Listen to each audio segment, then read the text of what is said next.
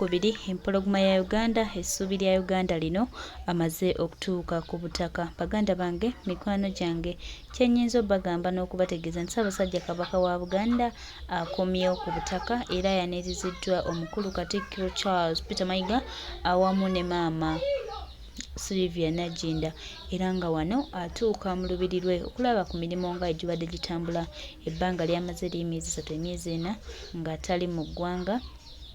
Ssaabasajja Kabaka wa Buganda amaze n'akomawo ku butaka oluvannyuma lw'eggwanga erya Namibia okwegaanira ddala okunniwalinga visa ye nga bwe kyabadde kisabiddwa era nga bwe kyabadde kitegekeddwa. Naye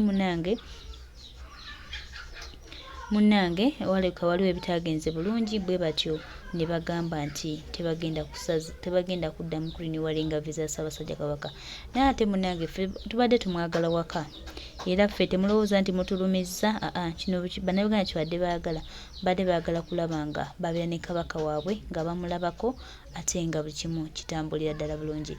Kankuba embeera nga bweri nga Ssaabasajja Kabaka Ronald Muwenda Mutebi II ate atuuka ku butaka. Tweyanza nnyo maaso moogi, tweyanza nnyo baffe agundegunde ayi kabaka waffe gundagunda tuka myaka gino egy'ataano ng'emyaka gino gye ndimu nga weekuumye bw'oti bannange n'osanga omwana akwagala. Allahu akbar walillahi walhamdu. N'abakyala bannange mbadde mbagamba obusiraamu butugamba omukyala bw'aba ali mu nsonga ze takkirizibwa na kusaala. Ffe mu busiraamu omuntu ekintu ekitasaala mwana muto na mufu. Kati abakyala Katonda abayisa mu bintu bingi. Kati maama Nnabagereka bw'oba okimanyi nti Ssaabasajja Kabaka akulinamu omwana wandibadde okkakkanya ku mutima. Maama Nnabagereka nkimanyi Ssaabasajja Kabaka wamunyiigira. Ssaabasajja Kabaka abadde asajja kula, abadde asajja laata. Abasajja bali waliwo okusajja laata. Ne wandibadde ogira naye Ssaabasajja Kabaka simanyi whether I don't think whether you will have a better life. Eye California gye weekwese. Ntandise video. Baganda bange mabega kawo najja ne mbagamba nti mubadde mulabe bibadde bigenda maaso. Tulwanye ne Mengo. Njagala taking notes. Tulwanye ne Mengo. Bulumbu ye yatandika olutalo luno nga bwe mbadde mbagamba. Ne tulwana ne Mengo. Bannange Mengo eyo nga mwe mulowooza nti yeeyo. Muddaawo CBS mugiyita radio ya bujjajja. Muddaawo BBS Telefina mugiyita nti TV ya Kabaka. TV ya Kabaka, TV ya Buganda nga tesobola na kuleeta Kyagulanyi. Lutamaguzi taliiko. Ne tulwana n'abasajja bano up until bannange mmwe mwenna njagala okubagamba ekintu kiri kimu. Njagala bannayuganda mubeere bagezi. Ssaabasajja Kabaka wa Buganda bwe baamuwa ebiragalalagala ebi byamufuula kikyali. Mujjukire Ssaabasajja Kabaka wa Buganda mmwe mwenna bw'oba walaba ku kifaananyi ng'ali ne Balamu. Era ky'ova olaba Balamu you are omanyi tulina fayiro gye tufayiringa. Balamu njagala okugamba Balamu ate naawe ku video kuno kwoli. Balamu you are going to be held accountable. Mujjukire video eyo Ssaabasajja Kabaka wa Buganda bwe yasinkana Balamu yayogera naye. Bw'oba walaba ku video eyo njagala ontegeeze wano ba video eyo wagiraba nga Balamu afukaamiridde Kabaka. Bw'oba wagirabako bw'oba video eyo wagirabako njagala njogere n'abantu wano nga ndaba. Video eyo mwagiraba nga Balamu asisinkanye Ssaabasajja Kabaka ku biichi wagirabako wano njagala muntegeeze. So video ya Ssaabasajja Kabaka okugenda okumujja e Uganda. Yes, Frank atugambye nti yagiraba. Frank bwe walaba video eyo wagiraba yes. Natuwalumbuye naye atugambye yagiraba. Ssaabasajja Kabaka yayogera ne Balamu. Njagala kubabuulira Ssaabasajja Kabaka wa Buganda yayogera ne Balamu. Mwamulaba yayogera naye. Ssaabasajja Kabaka wa Buganda it's rare. N'akusisinkana n'akuwa omukono n'atayogerako naawe. It's very rare. Bali ku Resort Beach naye baayogera. Ssaabasajja Kabaka wa Buganda nga bamaze ebidagaladagala ebyo bimulese bitandise bimuletedde kituyita neurological disorder. Omanyi abantu abasinga tubeera ne neurological disorder nga tosobola kuprocessinga bigambo. Ssaabasajja Kabaka wa Buganda yali alowooza ku lunaku olwo nti lwe lunaku olwaki nga emikolo gigenda kubaawo mujjukire yalabukako this time, then the following day ne bategeka ebyo ebizannyo byabwe. Kati bwe yavaawo ne bamutwala e Germany. Njagala mbavuga empola. Njagala nga goboshe yalinga video eno nkuvuga empola. Bwe yavaawo ne bamutwala e Germany. Bwe bamutwala e Germany bamutwala mu ddwaliro. They took him to a hospital. Bamutwala mu ddwaliro. Kati olw'okuba Ssaabasajja Kabaka wa Buganda baamukuba ebiragalalagala. Ebyo ebiragala be baamukuba ne bibeera nga bikoze eki bimwonoonye ne bimuleetera neurological disorder n'atandika okufuna organ failure. Organ failure bw'otandika okufuna oba kidini yo tekyafulumya bulungi musulo. Wano njagala muwandiike bulungi mwabagamba mbu nno tudda bano ne tukuba propaganda. Ssaabasajja Kabaka wa Buganda n'abeera nga responding to treatment ng'eddagala balimuwa naye nga talaga gundi recovery. Eddagala balimuwa nga talaga recovery. Kati eddwaliro ly'e Germany eryo ne ligamba nti omanyi nti omuntu ono responding towards medication. Tumute addeyo waabwe. Mukimanyi mmwe mwenna abali mu that field. If someone is not responding towards medication, what do? The doctors, the medical team sit down ne bakugamba nti they have to discharge you bakende bakujjanjabireka. Nga bwe mwalaba muganda wa Chameleone. Muganda wa Chameleone mwamulaba bambi oyo Mungu amuwummuze mirembe. Omwana yalwala eno mu America nga balaba responding towards medication. Ne balaba nga kigenda kubeera kizibu nnyo okuferinga his remains okuziza e Uganda. Ne bagamba kabamuzeeyo wa e Uganda. Ebigambo bino mbyogera njagala mu bikwate. Mayigachi munkimanyi ku video kuno kwoli. Njagala you held me accountable for these words that I'm saying. Kubanga muyitiriza okulimba banna Uganda. Njagala osharinge video gwe. Oba kitegeera.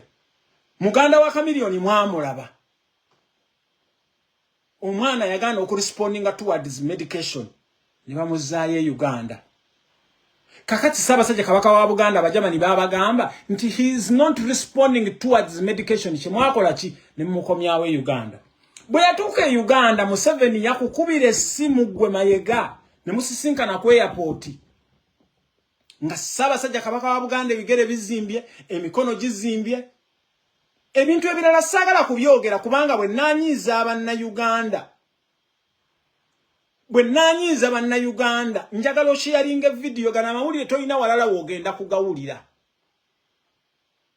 Ssaabasajja Kabaka wa Buganda bwe yalandinga ku makya. Yajja na KLM. Okisegera yajja na KLM. Yalandinga ku makya bwe yatuuka n'okubira Museveni essimu n'omugamba this is how the guy looks. Wakubira na ku WhatsApp. This is how the guy looks. Museveni naku advising n'akugamba nti okusinziranga bw'afaanana singa banna Uganda singa Abaganda bamulabako afudde. You came up with a plan. Coming up with a plan. Ne mugamba nti kamutwale wa in Namibia. Nchiddamu, you came up with a plan. Ne mugamba nti mututte wa in Namibia. In Namibia, era bano abasajja be Germany aba balina egundi eyo. Balina kye tuyita palliative care. Balina palliative unity yaabwe. Mwe namena ababeera mu mawanga gano mukimanyi. Unity eyo mukimanyi. Kakati ne mumuteeka ku Kenya Airways ne mumuflyinga paka South Africa. Bwe mumuflyinga tewaliwo direct flight eva Entebbe paka Windhoek kye kibuga ekikulu. wano njagala muwulire bulungi obo kitegeera wano njagala muwulire bulungi ne mumuflyinga paka Johannesburg from Johannesburg ne mumuflyinga paka Windhoek ne musangayo yo muyaye wa mwendawula bino byonna tuzze tubibagamba abantu kati fwe twakiyiga nti ali Namibia government ya Namibia ne tujiteeka ku nninga kati Namibia ngawe mujimanyi Namibia ebadde etuuse wantu nga mwala abaganda bafa bali wane egundi London bagenda ku embassy ne bebuuza what is going on. Museveni abadde mukwano gwoli president wa Namibia yafa ono president aliko yakajja oyo mwami Ndawula yali consulate oyo gomwalaba Mayega go wawandika kati Mayega otuwandikira tumaze okugamba banna Uganda nti kabaka wa Buganda omututte Lumbuye yavaayo wano nakola ne video amangu dala n'agamba banna Uganda nti Ssaabasajja mu abduct nze mumututte Namibia against his will. Kati we mwamutwale Namibia because he is holding a diplomatic passport omuntu bwatuuka wali ku airport bwe yatuuka e Johannesburg bamukkiriza because he has a diplomatic passport waliwo abadde ayogera n'atugamba mbuno omuntu bamutreatinga nga diplomat olw'okubanga agenze ku mikolo no omuntu ne bwakeera ku macha ne bwabeera Museveni oyo nga ayina diplomatic passport ne bwagenda ku private visit bwabeera mu nsi era bakimanya kati Ssaabasajja kabaka wa Buganda mwamu organizing ne mutwale eyo kutegeera temwamusabirako visa mwamutwale Namibia nga temumusabidde visa mulekeraawo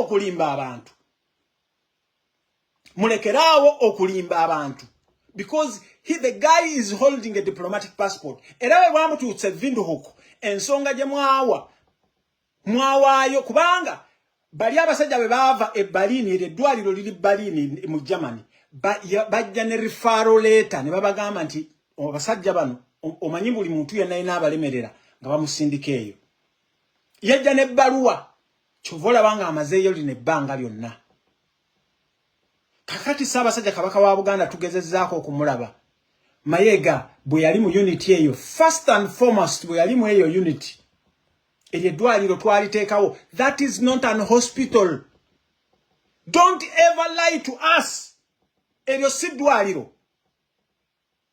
okiwulira Mayega ebbaluwa eryo bwe mwatuuka eryo tulina abantu we twatuuka bayitawo owucho bwe twatuukawo owucho awo ne batubuulira buli kimu kyonna twatuuka owucho awo okuva Windhoek okugenda ku ddwaliro eryo waliwo kilomita 207 kati bw'otuuka owucho awo wotuuka awo ne bakuba eri Mayega wamuteekamu eyo unity nga Ssaabasajja kabaka wa Buganda tutaddeyo n'amannya ge kubanga twateekayo amannya ga Ronald Muwenda Museveni ne bagamba tebamumanyi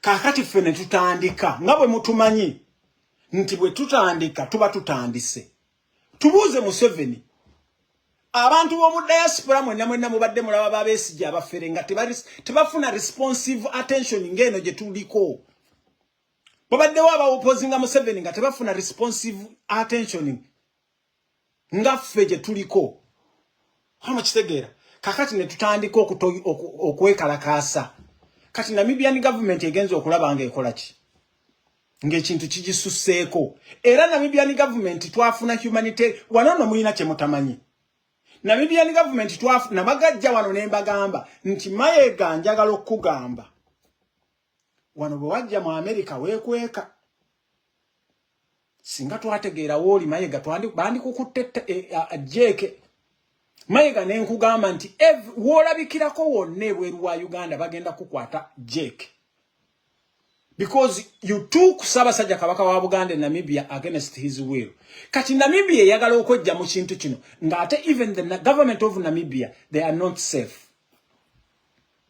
Kati ndowooza mukiraba ekintu nga kyenzijamba zimbira. Kati Ssaabasajja kabaka wa Buganda mission yamutwaza e Namibia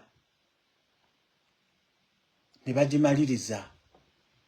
Bwe bagimaliriza mission yamutwala e Namibia kati bali mu kubategeka because anytime nabakolera video nenji postinga nembagamba nti anytime